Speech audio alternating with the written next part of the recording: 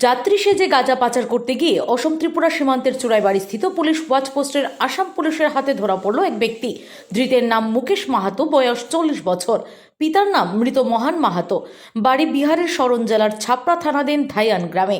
অসম ত্রিপুরা সীমান্তের চুরাইবাড়িস্থিত police watch পোস্টের in charge Pranab মিলি জানান যে মঙ্গলবার রাত ত্রিপুরা থেকে গুয়াহাটিগামী একটি নৈশকালীন সুপার বাস অসম ত্রিপুরা সীমান্তের চুরাইবাড়িস্থিত পুলিশ ওয়াচ পোস্টের সামনে পৌঁছলে গাড়িটিতে যথারীতি তল্লাশি করে পুলিশ। এতে উল্লেখিত ব্যক্তির হ্যান্ডব্যাগ থেকে 12 প্যাকেটে 9 কেজির মতন শুকনো গাঁজার উদ্ধার হয়, যার কালোবাজারি মূল্য প্রায় 1 লক্ষ টাকার মতো হবে। এই কাণ্ডে এনডিপিএস ধারায় মামলা হাতে নিয়েছে বাজারিছড়া থানার পুলিশ।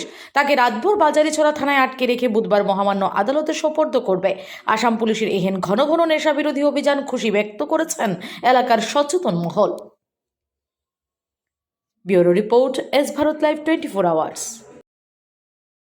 আপনি কি কোথাও ঘুরতে যেতে চাইছেন, বিয়ে কিংবা অন্যান্য অনুষ্ঠানে গাড়ি ভাড়া করতে চাইছেন?